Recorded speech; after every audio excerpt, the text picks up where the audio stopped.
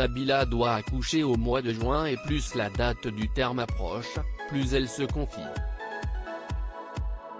Il y a quelques heures, elle s'est filmée sur Snapchat et a montré toute sa sensibilité. Angoissée, elle a choisi de tout dire. Il y a quelque chose que j'ai beaucoup caché, lâche-t-elle. De quoi intriguer.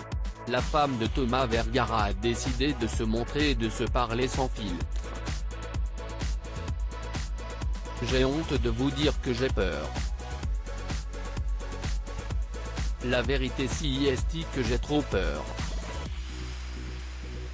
De maman d'un enfant je me transforme en maman de 2 enfants. Ce n'était pas prévu et dans ma tête j'ai l'impression d'être encore une enfant. J'essaie d'être une adulte mais je ne suis pas une, j'ai un gros côté enfant en moi, a-t-elle expliqué. Cette deuxième grossesse non prévue fait qu'elle est morte de trouille, angoissée et elle avoue ensuite ne pas savoir comment elle va s'en sortir. Les larmes aux yeux, Nabila continue de faire part de ses peurs. Elle flippe et raconte ressentir très souvent un sentiment d'angoisse quand elle se réveille le matin. Je n'ai pas envie d'aller voir un psy, je sais que ça va se faire naturellement. Je pense que j'ai peur des responsabilités, continue-t-elle. Puis, la maman de Milan, 2 ans, évoque son fils qui la réclame souvent et qui a besoin de beaucoup d'amour. Si elle se fait aider de temps en temps par des proches ou une nounou, Nabila ne cache pas que parfois c'est dur d'être une mère.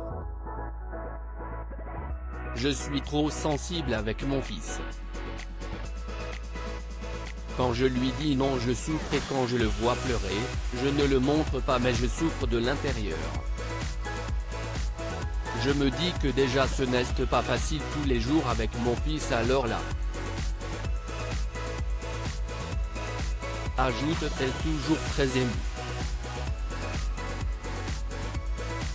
En plus d'être angoissée, la femme d'affaires ressent du stress. Certes, elle a choisi de ne pas connaître le sexe de son bébé à l'avance mais au final, comme elle l'explique, cela n'arrange rien car elle a du mal à imaginer son futur bébé. La star a donc un coup de mou mais elle ne doit pas douter d'elle car elle a toujours montré qu'elle était une très bonne mère. Contrairement à de nombreuses personnalités, elle a par exemple fait le choix de ne pas avoir de nanny à la naissance de son 2e enfant afin de s'occuper entièrement de lui.